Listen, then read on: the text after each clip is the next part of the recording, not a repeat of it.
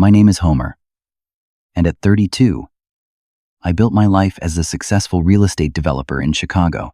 My penthouse overlooking Lake Michigan was my sanctuary, earned through years of 80-hour work weeks and sacrifices. Family was always complicated for me, especially with my younger sister Diana, the golden child.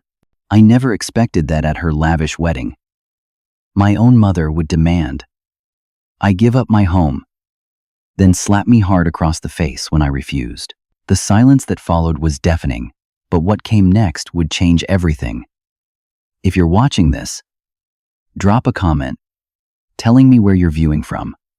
Hit that like button and subscribe for the full story of how I turned this public humiliation into a revenge that silenced them forever. I grew up in a middle-class neighborhood in suburban Illinois, where my parents made a comfortable living, but were always pushing for more.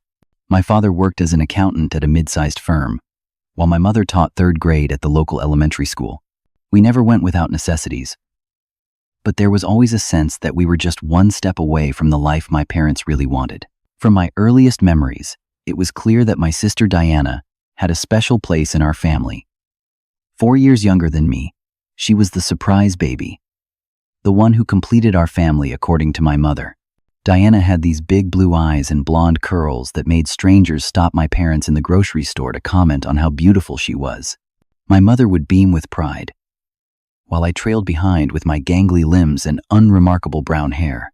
Diana has the Anderson family looks, my mother would say, referring to her side of the family. Homer takes after the Mitchell side, she would add, referring to my father's relatives with considerably less enthusiasm. The preferential treatment wasn't just about looks. When Diana wanted ballet lessons, my parents found the money.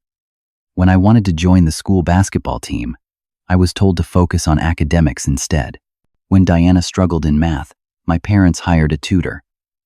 When I needed help with a science project, I was told to figure it out myself, because I was the smart one. I learned early on that independence was my only option. At 16, I got my first job bagging groceries at the local supermarket. My parents took half my paycheck for family expenses, but I saved every other penny. By the time I graduated high school, I had enough for my first semester at the state university, while working part-time. College was a revelation. Away from my family, I discovered my passion for real estate and business. I worked 2 jobs while maintaining a full course load. Summers were spent interning at local real estate agencies instead of coming home. My roommates would go out partying on weekends while I showed properties to potential buyers. Every hour I worked was an hour invested in never having to depend on my family again. After graduation, I secured a position at a small but growing real estate firm in Chicago. I lived in a tiny studio apartment, with barely enough room for a bed and a desk. For 3 years, I worked from 7 a.m. to 9 p.m., building my client list and reputation. I ate ramen noodles and peanut butter sandwiches to save money. My social life was non-existent, but my commission checks kept growing. By 27, I had saved enough for a down payment on my first property investment, a rundown duplex in an up-and-coming neighborhood. I renovated it myself on weekends, learning plumbing and electrical work from YouTube videos. 6 months later, I sold it for a 40% profit and reinvested immediately in 2 more properties. My big break came when I helped a wealthy foreign investor acquire a significant commercial property in downtown Chicago. The commission was substantial, and the connection led to more high-end clients. By 30, I had started my own boutique real estate development company focusing on luxury properties. The Penthouse was my gift to myself after closing a particularly challenging deal that had taken nearly a year to complete. Located on the top floor of a newly renovated historic building in downtown Chicago, it offered panoramic views of Lake Michigan and the city skyline. With 3 bedrooms, a gourmet kitchen, and a private rooftop terrace, it was everything I had worked for. The day I signed those papers, I stood alone on my terrace with a glass of champagne, watching the sunset over the lake, feeling for the first time that I had truly made it. My success did not go unnoticed by my family. though their reactions were mixed at best. My father would make comments about how I got lucky in the real estate market. My mother would ask when I was going to settle down, suggesting that all my work was meaningless without a family to share it with. Diana would make snide remarks about how materialistic I had become.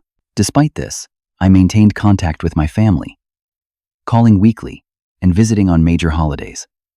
I never mentioned my financial success unless directly asked, and even then, I downplayed it. When my parents needed a new roof, I quietly paid for it. When Diana's car broke down beyond repair, I helped her finance a new one. I never expected gratitude, but I did hope for some acknowledgement that I had built something worthwhile. Diana's engagement to Bradley came as no surprise. They had been dating since college, where they met at a fraternity party. Bradley came from old money, with parents who owned a chain of luxury car dealerships across the Midwest. Despite his family wealth, Bradley himself had never held a steady job, bouncing between various startup ideas that never seemed to materialize into actual businesses.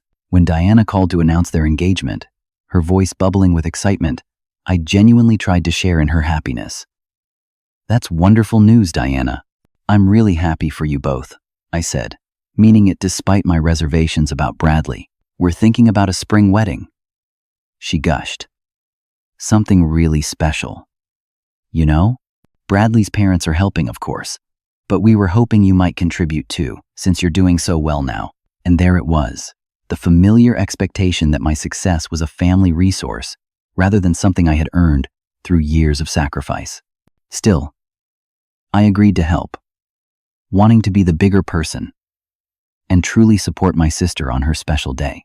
What I didn't realize then was that this wedding would become the stage for a confrontation that had been brewing for years, one that would force me to finally face the truth about my place in my family and make decisions that would change all our relationships forever. The 6 months leading up to Diana and Bradley's wedding began innocently enough. Diana asked me to join her, our mother, and Bradley's mother for lunch to discuss preliminary wedding plans. I arrived at an upscale restaurant in downtown Chicago, ready to offer my support and maybe some financial assistance for reasonable expenses. "Homer, we're thinking about the Grand Lakeside Hotel for the venue," Diana announced before I had even settled into my seat. "They have an opening for May 15th, and it would be perfect." I nearly choked on my water. The Grand Lakeside was one of the most expensive wedding venues in Chicago, known for hosting celebrity and high society events. "That sounds ambitious," I replied carefully. "What kind of budget are you working with?" My mother shot me a disapproving look. "This is your sister's special day, Homer. We don't need to talk about budgets right now." Bradley's mother, Elizabeth, seemed more pragmatic. "Actually, I think it's important to discuss finances early. The Grand Lakeside starts at $50,000 just for the venue rental." Diana's eyes immediately welled with tears. "But it's perfect. We've already looked at it, and nothing else compares." I felt the familiar tightening in my chest that always came when my family's expectations clashed with reality. "Diana, that's a lot of money. Are Bradley's parents covering that?" Elizabeth shifted uncomfortably. "We're contributing $20,000 to the overall wedding budget." We thought that was quite generous. My mother jumped in before I could respond. "Homer, you just closed that big deal downtown. Surely you can help make your only sister's dream come true." And just like that, I was committed to contributing $30,000 toward a venue I had no say in choosing. This set the pattern for the months that followed. 2 weeks later, Diana called about the photographer. We found this amazing destination wedding photographer from New York. His package is $15,000, but his work is incredible. "Diana, that's insane for photography. There are talented local photographers who charge a quarter of that. But this is what Bradley and I want. Everyone will see these photos. Don't you want them to be perfect?" Another call came about the flowers. "The florist says we need at least $20,000 for the arrangements we want." Then the dress. I found the most amazing designer gown. "It's only $12,000, and I'll wear it just once." Each time I expressed concern about the mounting expenses, I was made to feel selfish and unsupportive. My mother would call afterward to tell me how disappointed she was in my attitude. My father, who had been mostly absent from the planning, would send text messages saying things like, "Your sister deserves this. Don't ruin it for her." By the 3-month mark, I had committed nearly $70,000 to a wedding that seemed to grow more extravagant by the day. The guest list had expanded from an initial 150 to over 300 people, many of whom I had never heard of. The first real conflict came when Diana and Bradley asked to meet me for dinner. We sat at a quiet table in a steakhouse downtown, and after ordering drinks, Diana got straight to the point. "Homer, we were thinking about our honeymoon. We really want to do something special. Maybe 3 weeks in the Maldives and then a week in Paris." I set my drink down slowly. "And?" Bradley cleared his throat. "Well, we were hoping you might help us out with that. It's going to run about $30,000. And with all the wedding expenses." "No," I said firmly. "I'm already covering most of your wedding. The honeymoon is on you too." Diana's face flushed red. "But you have so much money, and this is a once-in-a-lifetime trip for us." "I have money because I work for it, Diana. I haven't taken a vacation in 3 years. Why should I pay for yours?" That night ended with Diana storming out of the restaurant and Bradley giving me a disappointed look, as if I had failed some test of brotherly devotion. The following week, I met Bradley's parents, Robert and Elizabeth, for the first time at a formal dinner at their home in the suburbs. They were surprisingly down to earth for people of their wealth. Robert had built his car dealership empire from a single location he inherited from his father, and Elizabeth had been by his side through it all. "Homer, Diana tells us you've been very generous with the wedding," Robert said, as we enjoyed after-dinner drinks in his study. "I want her to have a nice day," I replied diplomatically. Between us, Robert leaned in, lowering his voice. "I think this whole thing has gotten out of hand. But you know how it is with daughters. You can't say no." I appreciated his candor, and we spent the next hour discussing real estate and business. As the evening wound down, Bradley joined us. "Homer has that amazing penthouse downtown," Bradley mentioned to his father. "Top floor. Views of the entire city and lake. Prime location too," Robert nodded. "Sounds impressive. Must be quite an investment." "It is," I agreed, noticing the way Bradley's eyes lingered on me. It took years to find the right property. As I was leaving, I overheard Diana and Bradley in the hallway. "I told you he wouldn't help with the honeymoon," Diana was saying. "But don't worry. We have other options." "I know," Bradley replied. "Imagine living in a place with that view. It would be perfect." A chill ran down my spine, but I convinced myself I was overreacting. They couldn't possibly be thinking what it sounded like. Over the next few weeks, I noticed a strange pattern. Family members who rarely contacted me were suddenly interested in my living situation. "How many bedrooms does your place have again?" my aunt asked during a phone call, supposedly about the wedding. "Is your building pet-friendly?" "Just curious," my cousin inquired via text. "Do you really need all that space just for yourself?" my father commented. During Sunday dinner, I began setting firmer boundaries regarding wedding expenses, refusing to increase my already substantial contribution. This was met with increasing hostility from my parents. "You've always been selfish," my mother said during one particularly heated discussion. "Your sister would do this for you." "No, she wouldn't," I replied. "And I'm not being selfish. I'm being reasonable." "You're not being a team player," my father added. "Family supports family." The final straw came when Diana called me in tears 2 weeks before the wedding. "The wedding planner says we need another $10,000 for the lighting and sound system upgrade. Mom and Dad can't help anymore, and Bradley's parents already think we're being extravagant. Diana, this has to stop." The budget we agreed on was already extremely generous, but everyone is expecting this amazing wedding now. We can't disappoint them. That's not my problem. You've created these expectations. She was quiet for a moment before saying, "You know, for someone who has everything, you sure hold on tight to your money. What's the point of success if you don't share it with the people who matter?" It was manipulative and unfair, but it was also very effective.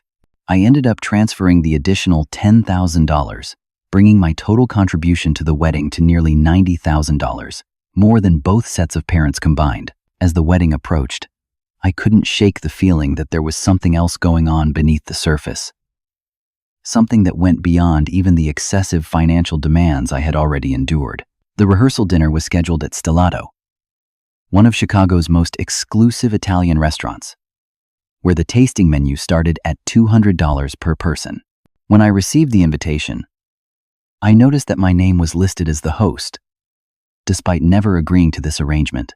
A quick call to the restaurant confirmed my suspicion. The entire event, estimated at over $15,000 for 60 guests, had been booked under my name. I arrived early and spoke with the manager. "There seems to be a misunderstanding. I never agreed to host this event." The manager looked confused. "Sir, your sister confirmed the booking and said you would be handling the payment. We have a signed authorization form." He showed me the form, and there it was, a forgery of my signature, clearly in Diana's handwriting. I recognized the distinctive way she curved her capital letters, something she had done since childhood. I had two choices: cause a scene by canceling the dinner and embarrassing everyone, or swallow this latest exploitation and deal with it later. Against my better judgment, I chose the latter. "I'll cover it," I told the manager, handing over my credit card. "But please, keep this conversation between us." The dinner itself was a tense affair, though I did my best to maintain a facade of celebration. I sat at a table with distant relatives, while Diana, Bradley, and both sets of parents occupied the central table. Champagne flowed freely, and multiple toasts were made to the happy couple. When it came time for me to speak, I kept it brief and cordial. "To Diana and Bradley, may your marriage bring you happiness and fulfillment. Congratulations." As I sat down, Diana caught my eye from across the room and mouthed, "That's it?" with a disappointed expression. Apparently, my financial contribution didn't exempt me from the expectation of an effusive speech as well. Throughout the evening, Diana made several passive-aggressive comments within my earshot. "It's such a shame some people have so much space they don't even use," she said to one of Bradley's aunts while looking pointedly in my direction. "My brother's penthouse is practically empty most of the time. Just him rattling around in all those rooms." Later, as dessert was being served, Bradley's father approached me at the bar. "Homer, good to see you again." "You too, Robert. Are you looking forward to tomorrow?" He nodded, taking a sip of his scotch. "Listen, I wanted to thank you for everything you've done for Diana and Bradley. It's important for family to help family, especially when they're just starting out." Something in his tone made me uneasy. "Of course, within reason." Right. He patted my shoulder. "You know, Elizabeth and I helped Bradley's older brother with the down payment on his first house when he got married. It's just what parents do." "That's generous of you," I replied, not sure where this was going. "Yes, well, not everyone has parents who can do that. That's when siblings need to step up, don't you think?" Before I could respond, my mother appeared beside us, her smile tight and her eyes slightly glassy from wine.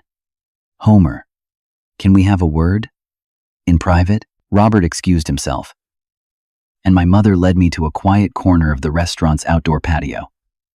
The May evening was cool but pleasant, the Chicago skyline glittering in the distance. "Homer, we need to discuss something important," she began, her voice uncharacteristically serious. "Your father and I have been thinking about Diana and Bradley's future." "Mom, if this is about more money for the wedding, the answer is no. I've already contributed far more than I intended." She waved her hand dismissively. This isn't about the wedding. It's about after. The young couple needs somewhere to live, somewhere appropriate for their new life together. A knot formed in my stomach. They already have an apartment. Bradley's parents helped them with the security deposit. That tiny 2-bedroom in Wicker Park? It's hardly suitable. They need something that reflects their status, especially with Bradley's family connections. Something with space for when they start having children. The knot tightened. What exactly are you suggesting, Mom? She took a deep breath. We think you should consider letting the newlyweds start their life in your place. The penthouse would be perfect for them. Even though I had suspected this was coming, hearing it stated so plainly was still shocking. You want me to give them my home? The home I worked for years to afford? Not give, necessarily.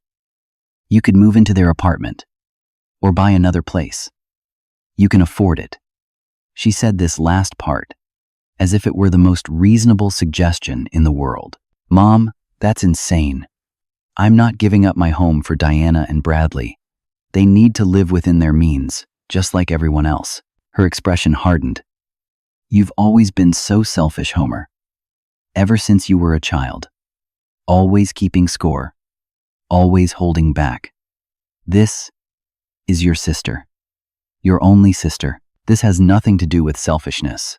It's about basic boundaries and respect. Respect? She laughed bitterly. What about respecting your family? We supported you your whole life. This was so far from the truth that I couldn't help but laugh. Supported me? Mom, I've been on my own since I was 16. I put myself through college. I built my business from nothing. You and Dad never contributed a dime. We gave you a home, an education. You did the legal minimum required of parents.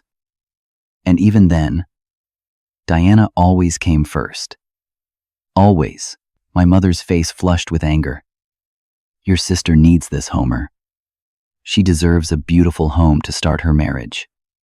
You can always buy another penthouse. The answer is no. Absolutely not. At that moment, my father joined us, his expression grim. Your mother told you our thoughts about the penthouse? Yes. And I said no. This conversation is over. My father stepped closer, lowering his voice. Son, think about this carefully. Diana and Bradley will have children soon. Your future nieces and nephews. Wouldn't you want them to grow up in a nice place? With that view of the lake you're always bragging about. I don't brag about my view, Dad. And Diana and Bradley can provide for their own children, in their own home. My answer isn't changing. My mother grabbed my arm, her fingers digging in. Homer Mitchell, you listen to me. Your sister has looked up to you her whole life. All she wants is a chance to have something as nice as what you have. Why can't you just help her this one time? I gently removed her hand. Mom, I've helped plenty. Nearly $100,000 for this wedding. But my home is not on the table. Now, if you'll excuse me, I think I should go. As I turned to leave, my father called after me. You'll regret this, Homer. Family is all you have in the end. I left the restaurant without saying goodbye to anyone else. Driving home to my penthouse, I felt a strange mix of anger, sadness, and resolution. The rehearsal dinner had confirmed what I had suspected for months. My family saw me not as a person, but as a resource to be tapped. Back in my penthouse, I poured myself a glass of whiskey and stood by the floor-to-ceiling windows, looking out at Lake Michigan. The moonlight created a silver path across the water, peaceful and undisturbed. My phone buzzed repeatedly with messages and calls, but I ignored them all. Around midnight, my sister called. Against my better judgment, I answered. Homer, how could you just leave like that? Everyone noticed. I'm not discussing the penthouse, Diana. It's not happening. There was a pause. Mom told you? She wasn't supposed to do that yet. We were going to talk to you properly after the wedding. The casual admission that they had planned this ambush all along, just with different timing, was infuriating. There's no proper way to ask someone to give up their home, Diana. We wouldn't be asking if it wasn't important. Bradley's family expects certain things. We need to maintain an image. Then Bradley should get a job and earn that image, instead of coasting on his parents' reputation and my checkbook. She gasped. That's so unfair. Bradley has entrepreneurial aspirations. He's networking and building connections. He's 30 years old and has never held a real job. Meanwhile, I've worked non-stop since I was 16 to get where I am. Oh, here we go with the self-made man story again. Some of us want more to life than just work and money, Homer. Some of us value family. The irony was so thick I could have cut it with a knife. Good night, Diana.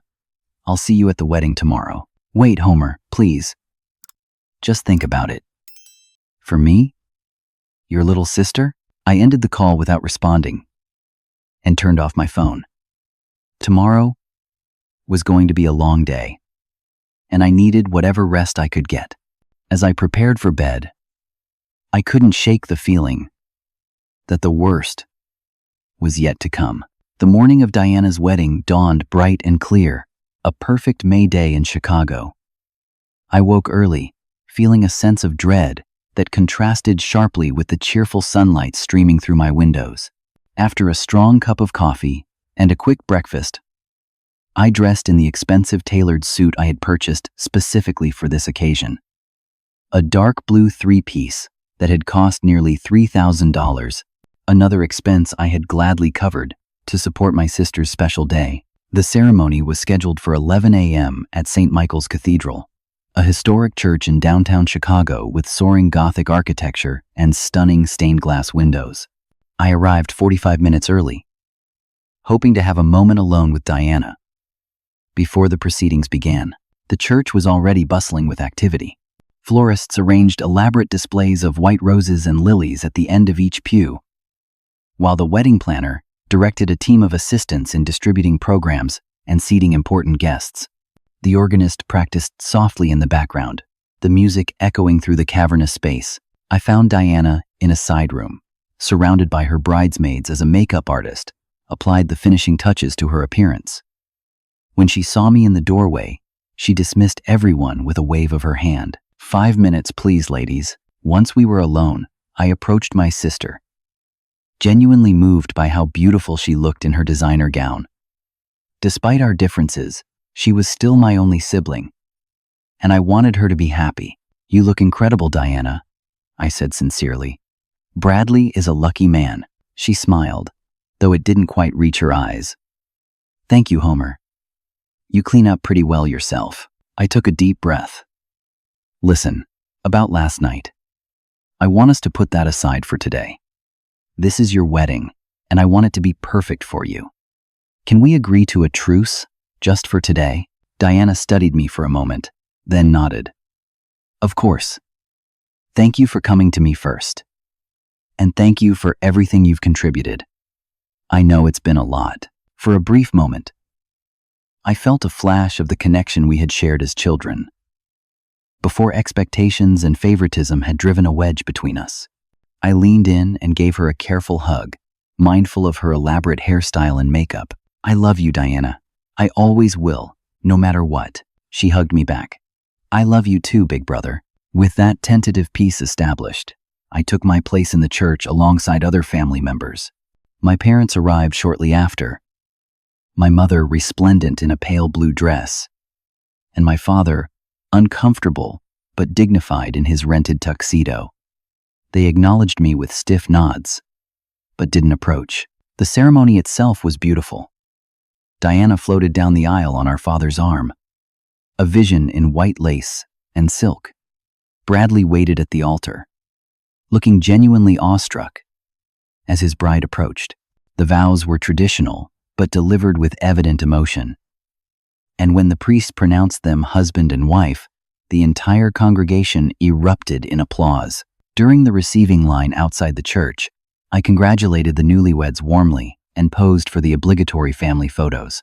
The photographer directed us through various combinations: bride and groom with her parents, with his parents, with both sets of parents, with siblings, with the entire wedding party. Throughout it all, I maintained a pleasant expression and followed directions, determined to do nothing that would detract from Diana's perfect day. The reception was held at the Grand Lakeside Hotel, in a ballroom decorated to Diana's exacting specifications. Crystal chandeliers sparkled overhead, reflecting in the polished dance floor. Each table featured elaborate centerpieces of cascading orchids and roses, surrounded by fine china and silver place settings.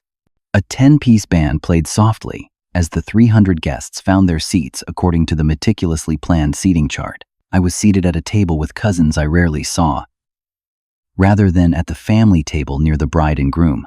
This slight did not go unnoticed by several relatives, who commented on it during cocktail hour, but I brushed it off with good humor. Diana probably thought I'd be better company for the younger crowd. I explained to my aunt, who seemed particularly concerned about the arrangement. As the best man and maid of honor delivered their speeches, I sipped champagne and applauded at the appropriate moments. When it came time for family toasts, my father spoke at length about how proud he was of Diana and how she had always been the light of our lives. My mother followed with tearful reminiscences about Diana's childhood achievements and her certainty that Diana would be the perfect wife and mother. Then, unexpectedly, the microphone was passed to me. I hadn't prepared a speech, having not been told I would be expected to give one, but I rose to the occasion. Glass in hand. "Diana," I began, looking directly at my sister. "Watching you grow up has been one of the privileges of my life.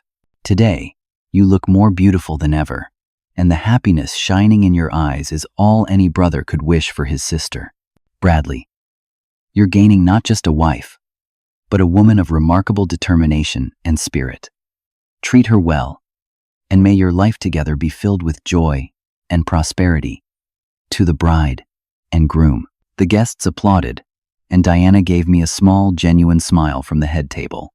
For a moment, I thought perhaps we had truly established a truce that might extend beyond this day. The illusion of peace lasted through dinner and the first few dances. I even took a turn around the floor with my mother, who seemed to have softened somewhat after my speech. "That was lovely what you said about your sister," she commented as we moved stiffly to a slow waltz. "I meant every word," I replied. She squeezed my hand. "I know we've had our differences, Homer, but family is what matters in the end. I hope you understand that." The warning bells that should have sounded in my head were muffled by champagne and the desire to believe that reconciliation was possible. So when my mother suggested we find a quiet place to talk with my father and the newlyweds, I agreed without suspicion. We gathered in a small private lounge adjacent to the ballroom. Diana and Bradley sat close together on a velvet sofa, while my parents took the armchairs across from them. I remained standing, suddenly wary of the formal arrangement. "Homer," my father began without preamble, "we need to finalize the details of your wedding gift to your sister." "My gift?" "I've already given Diana and Bradley a very generous check, in addition to covering most of the wedding expenses." My mother waved dismissively. "Not that. We're talking about the penthouse." The atmosphere in the room changed instantly, all pretense of celebration evaporating. "I thought we agreed to put this aside for today," I said, looking at Diana. She had the grace to look slightly embarrassed. "We did. But this is important, Homer. Bradley and I have been thinking. We've decided that your penthouse would be the perfect place for us to start our married life." Bradley interrupted, his tone suggesting this was a done deal. "We've already told several friends we'll be moving in next week." I stared at him in disbelief. "You told people you're moving into my home? Without even discussing it with me first?" "We tried to discuss it last night," my mother pointed out. "But you stormed off, because the very idea is absurd." "I'm not giving up my home." Diana leaned forward, her expression earnest. "Homer, be reasonable. You know Bradley and I need a place like that. His family connections, the people we'll be entertaining. We need something impressive. Then earn it, I replied firmly. Like I did. My father stood up, his face reddening. Now listen here, young man. Your sister deserves that penthouse more than you do.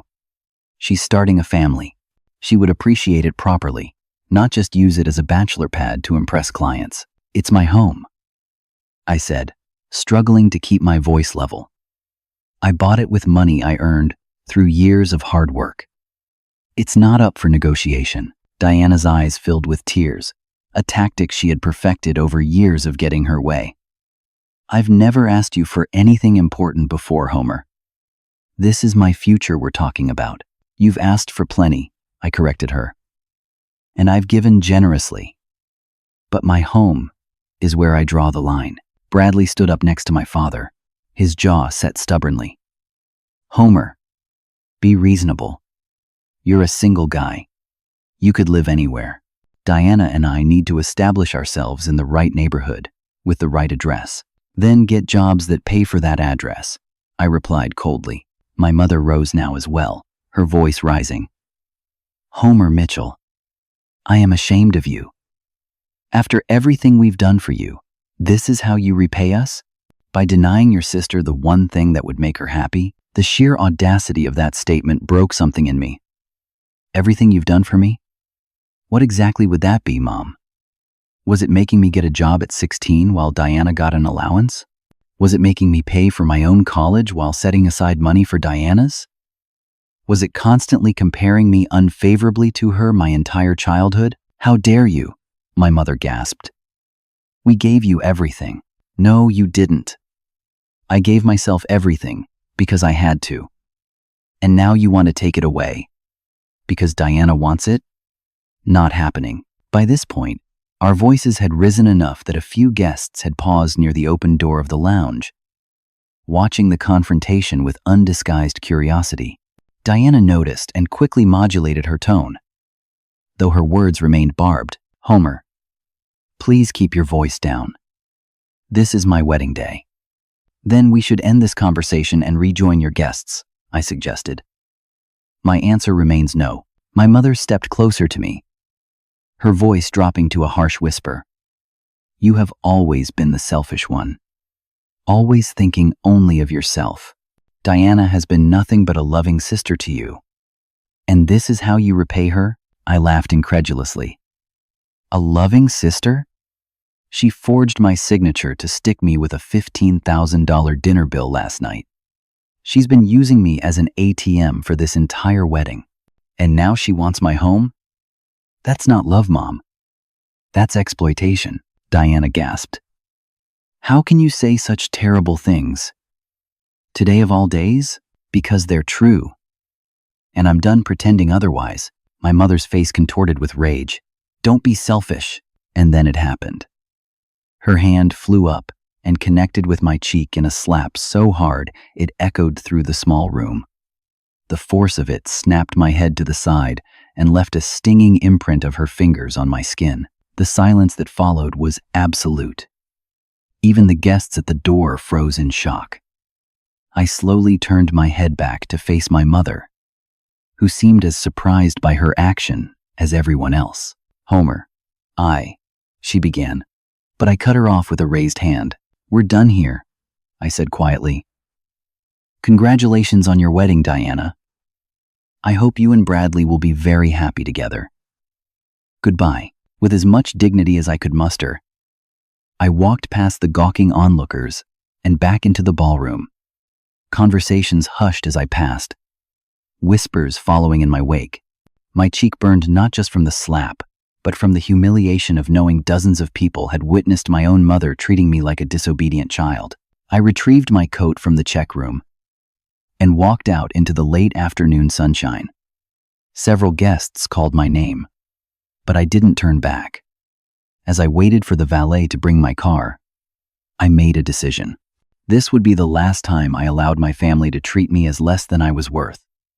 The last time I accepted their disrespect in the name of keeping the peace. What they didn't realize as I drove away from the Grand Lakeside Hotel was that while they saw this as the end of the conversation, I saw it as just the beginning.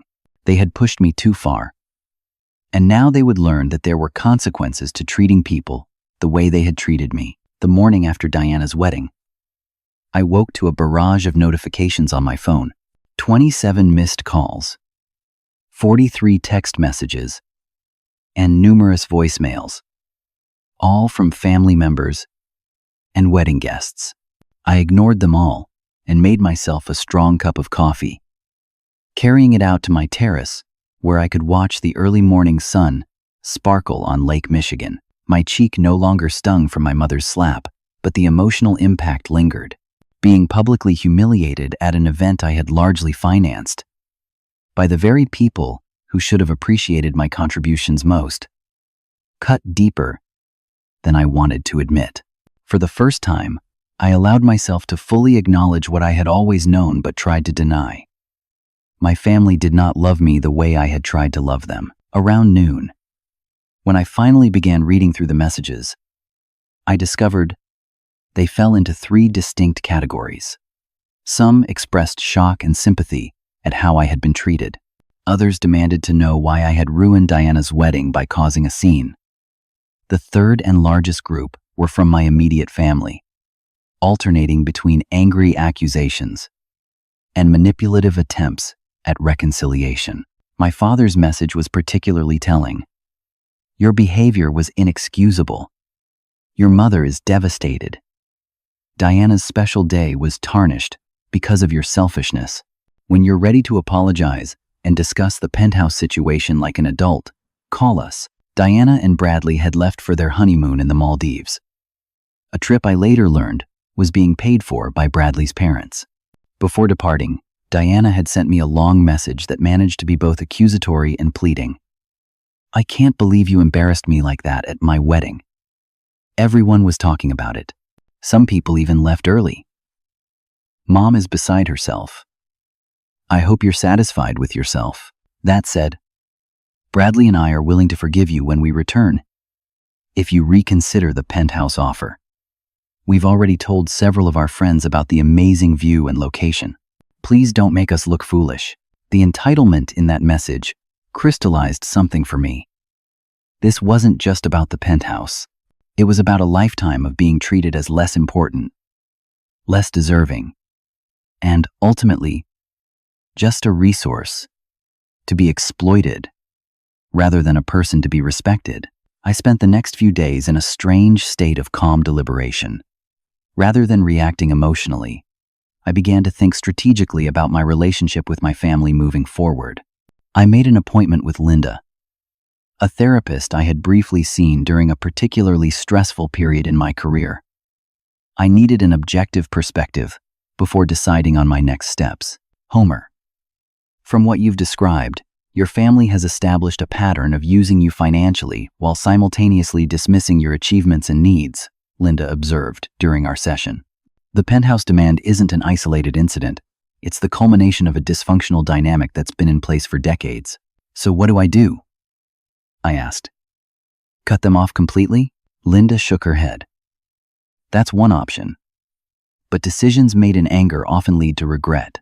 Instead, I'd suggest you consider what boundaries would make your relationship with your family healthier for you. What consequences would be appropriate for the disrespect you've experienced? What changes would you need to see before you could trust them again? Those questions stayed with me as I began to piece together more information about what had been happening behind my back. Through conversations with extended family members and mutual friends, I discovered that my parents had actually promised Diana my penthouse months ago, presenting it as a done deal, and themselves as generous benefactors. Your mom told everyone at the bridal shower that the penthouse was going to be their wedding gift from the family, my cousin Rachel revealed during a phone call. She made it sound like you had enthusiastically agreed to it. That explains why everyone kept asking about my living situation, I replied, pieces falling into place. Yeah. And Diana's been describing the renovations she's planning for months. New kitchen, different paint colors, converting your office into a nursery. She even had Bradley's mother tour the building when you were out of town in April. Each new revelation stoked my anger. but also strengthened my resolve.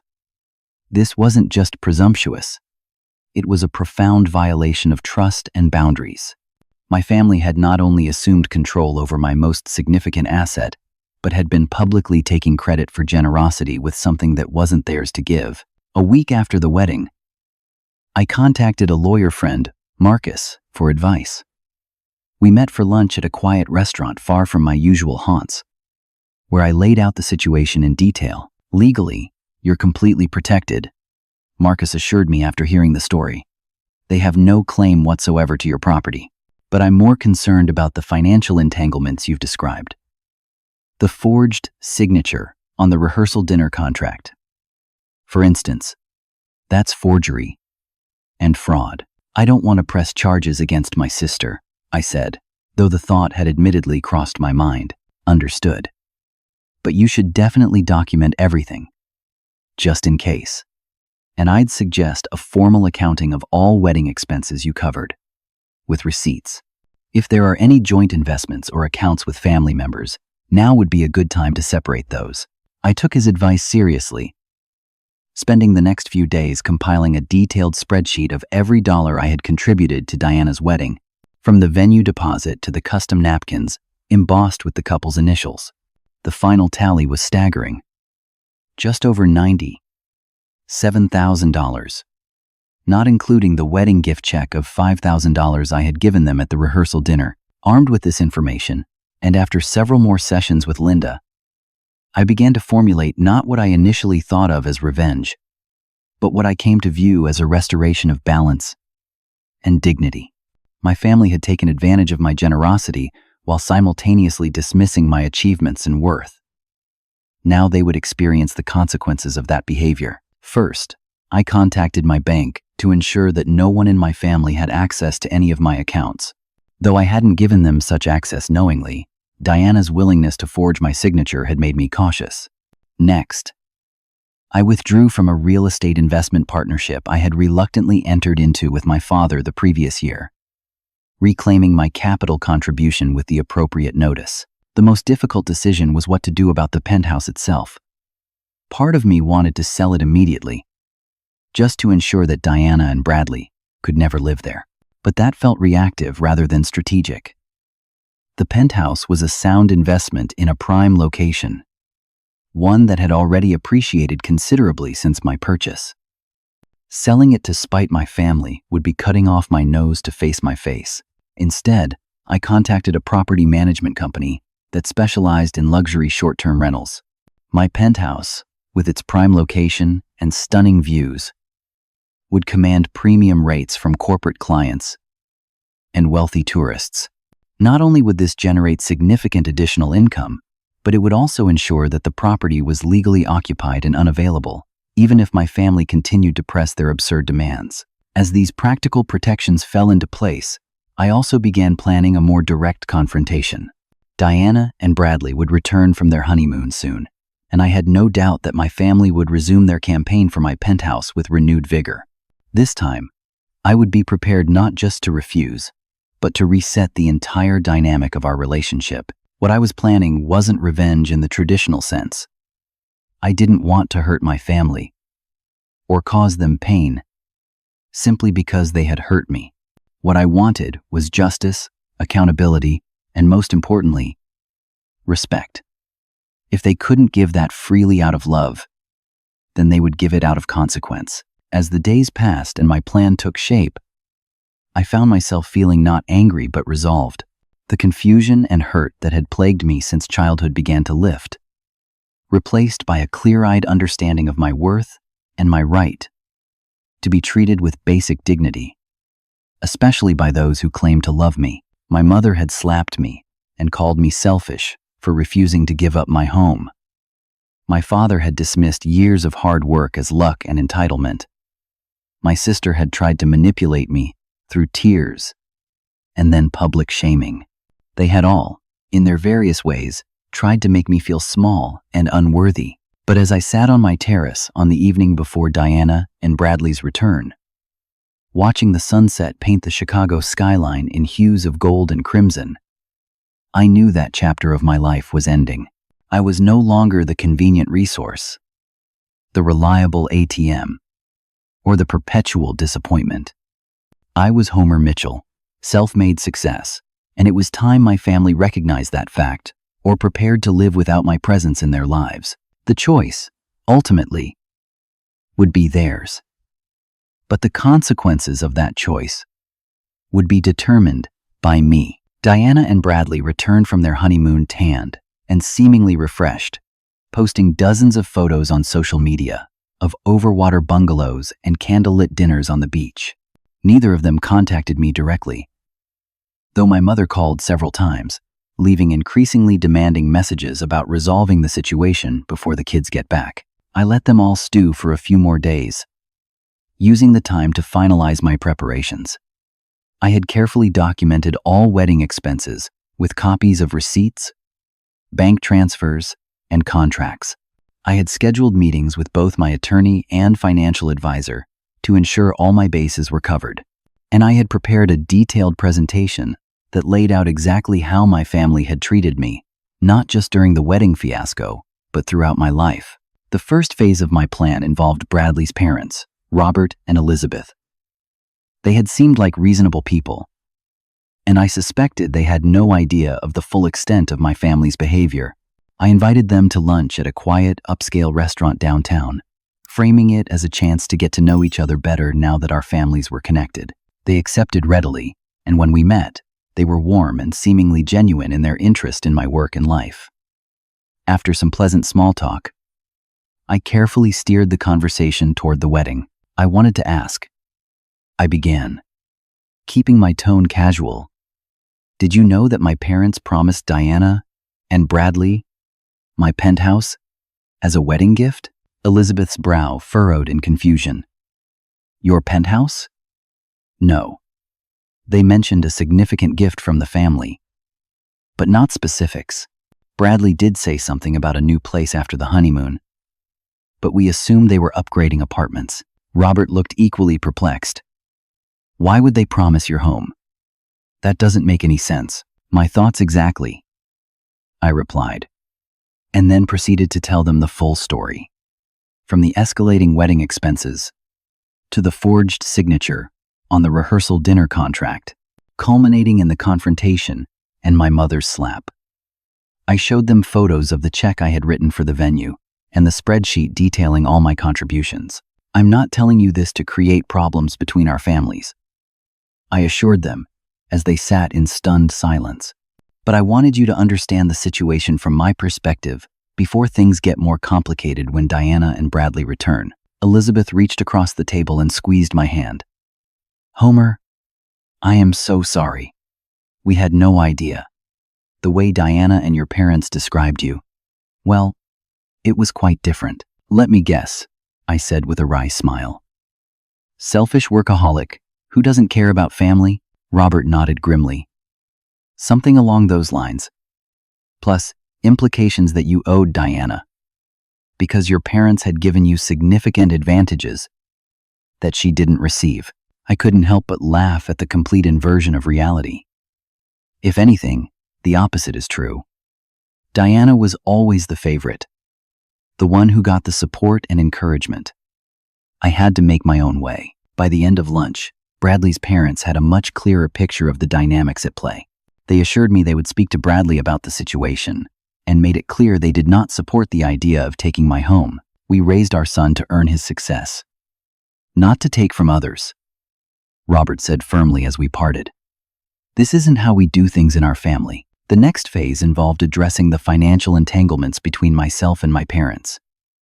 Over the years, I had reluctantly allowed my father to invest in several small real estate ventures I was involved in. The amounts weren't substantial from my perspective, but I knew they represented significant sums to my parents. I had also been contributing to a family vacation property in Wisconsin that I rarely used but helped maintain financially. I arranged a meeting with my financial advisor, then called my father and asked him to join us. He agreed, likely assuming this was a prelude to discussing the penthouse situation. When he arrived at my advisor's office, his expression was smug, as if he believed his persistence was about to pay off. That smugness vanished quickly as I outlined my decision to dissolve our joint investments and withdraw from the vacation property arrangement. "You can't do this," he sputtered. "We're counting on the returns from those investments for our retirement." "I can, and I am," I replied calmly. "My advisor has prepared all the necessary paperwork to transfer my shares to you at current market value. You'll receive a fair price, but I won't be involved going forward. This is because of the wedding, isn't it?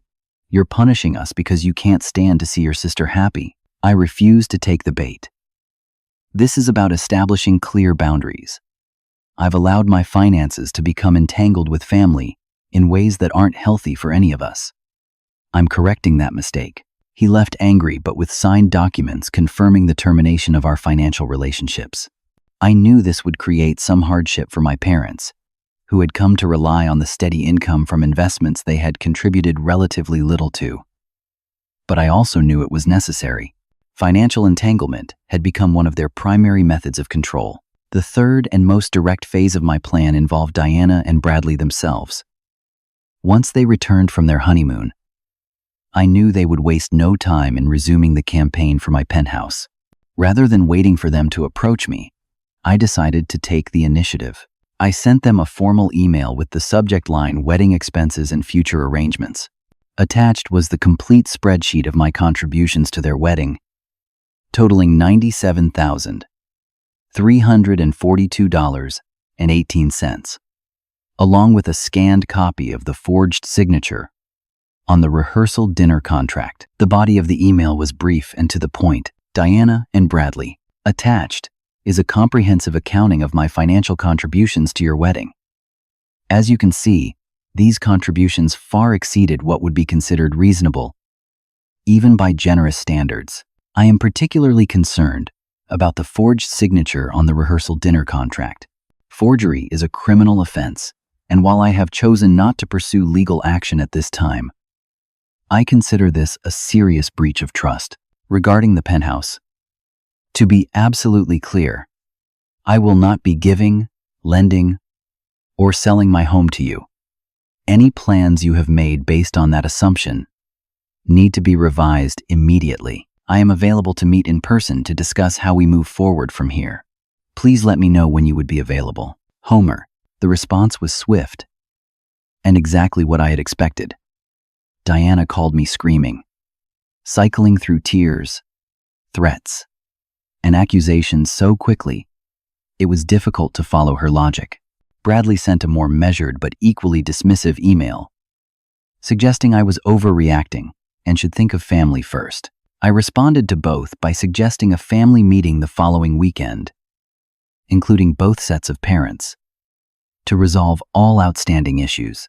Everyone agreed, likely assuming this was their opportunity to collectively pressure me into capitulating.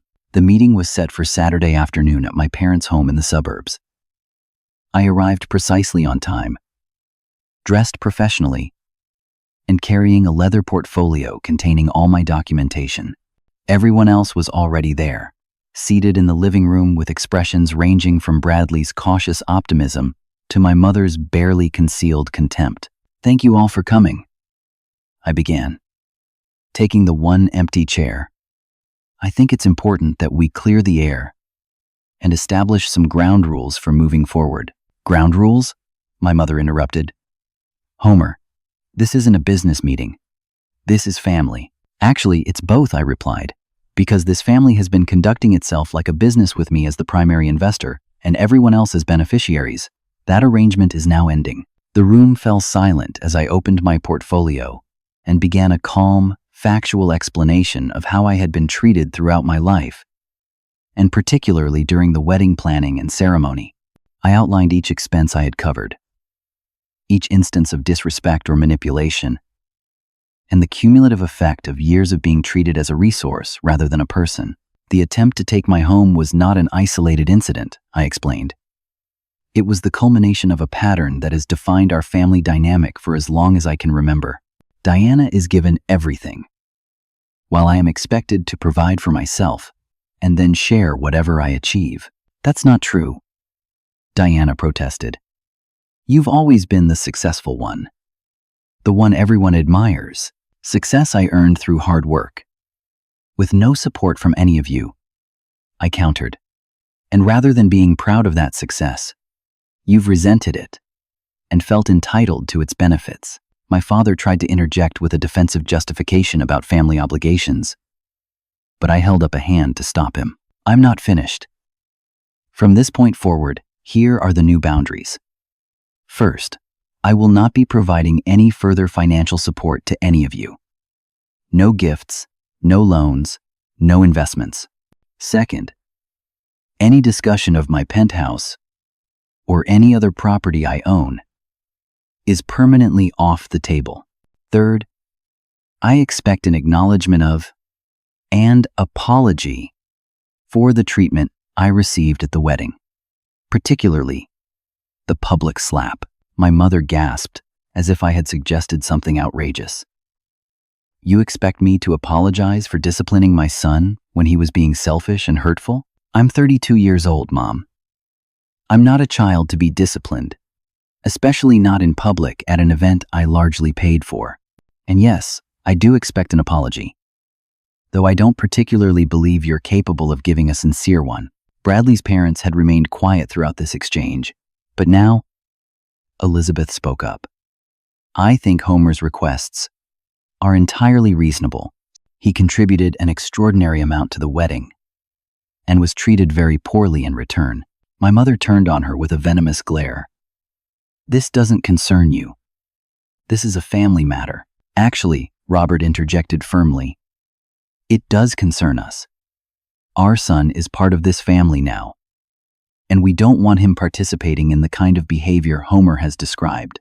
In fact, we've made it clear to Bradley that we expect him to make his own way in the world, not to depend on his brother-in-law's generosity. Bradley shifted uncomfortably, caught between his parents' evident disapproval and his wife's angry tears. So what happens if we don't agree to these boundaries? Diana asked, making air quotes around the word. Then we don't have a relationship. I replied simply. I won't subject myself to further exploitation or disrespect. The choice is yours. The meeting continued for another hour, cycling through all the predictable stages of denial, anger, bargaining, and eventually, for some, the beginning of acceptance. My parents remained largely intransigent, insisting that I was the one who had always been selfish and ungrateful. Diana oscillated between tearful pleas and angry accusations. Bradley, influenced by his parents' clear stance, began to distance himself somewhat from the demands, suggesting that perhaps they had been too ambitious in their expectations. As the meeting wound down, I shared one final piece of information. I've made a donation in all of your names to a family counseling center that specializes in addressing toxic dynamics and establishing healthy boundaries. They offer both group and individual sessions. The information is in this envelope. I placed it on the coffee table. Whether you use it or not is up to you, but I hope you will consider it. With that, I stood to leave. My mother remained seated, arms crossed, refusing to look at me. My father followed me to the door, his expression a mix of anger and, perhaps, a glimmer of understanding. You've changed, Homer, he said as I stepped onto the porch. No, Dad. I've just finally recognized my own worth. I hope someday you will too. As I drove away from my childhood home, I felt not the vindictive satisfaction of revenge, but the quiet relief of having finally stood up for myself. The road ahead would not be easy, and I had no illusions that one confrontation would magically transform decades of dysfunctional patterns. But it was a necessary first step toward either healing those relationships or, if necessary, leaving them behind. 6 months passed since that final confrontation with my family. Autumn had given way to winter, and the Chicago skyline outside my penthouse windows was often shrouded in snow and fog. But inside, I had found a clarity and peace that had eluded me for most of my life. The immediate aftermath of our family meeting had been predictably tumultuous. My parents had cycled between angry messages and wounded silence. while Diana had launched a campaign of social media posts, thinly disguised as inspiration quotes, about toxic people and cutting out negativity. I had ignored most of it, responding only to direct communications and maintaining the boundaries I had established. Surprisingly, my relationship with Bradley's parents had flourished. Robert and Elizabeth had reached out a week after the confrontation to invite me to dinner, expressing their admiration for how I had handled a difficult situation and their desire to maintain a connection despite the tension with my immediate family. We raised Bradley to stand on his own 2 feet, Robert told me over steaks at their country club. Somewhere along the way, he lost sight of that value. Your standing up to all of them was a wake-up call he needed. Elizabeth nodded in agreement. We like you, Homer, and we respect what you've built for yourself. Whether Diana and Bradley come around or not, we'd like to keep knowing you. That dinner had been the first of many. I found in Robert a mentor I had never had in my own father.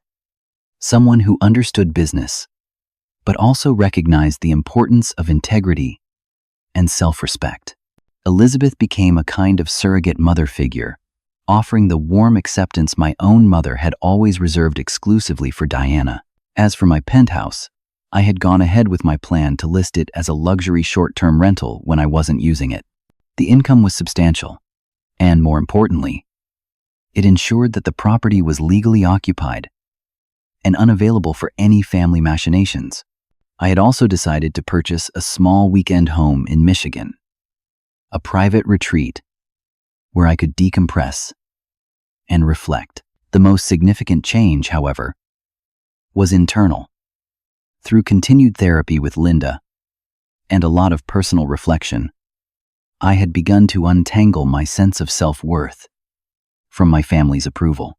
I had also started building what Linda called a chosen family of friends and colleagues who appreciated me for who I was, not what I could provide.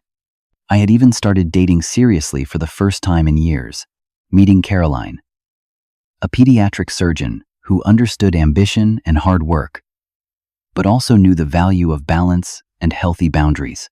Our relationship was still new, but it felt more authentic than any connection I had experienced before.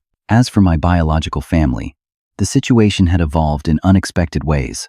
My parents had initially doubled down on their position, telling extended family and friends that I had abandoned them over a simple misunderstanding. But as weeks passed, and I remained firm in my boundaries, reality began to set in. My father was the first to show signs of change. The dissolution of our joint investments had forced him to take a more active role in managing his finances, and that necessity had led to a grudging respect for what I had built on my own. He called one evening in November, his voice gruff, but without the accusatory tone that had characterized our earlier interactions. The property on Wacker Drive, he said, referring to one of the investments I had withdrawn from. The new management company isn't as responsive as you were. They're reputable, I replied.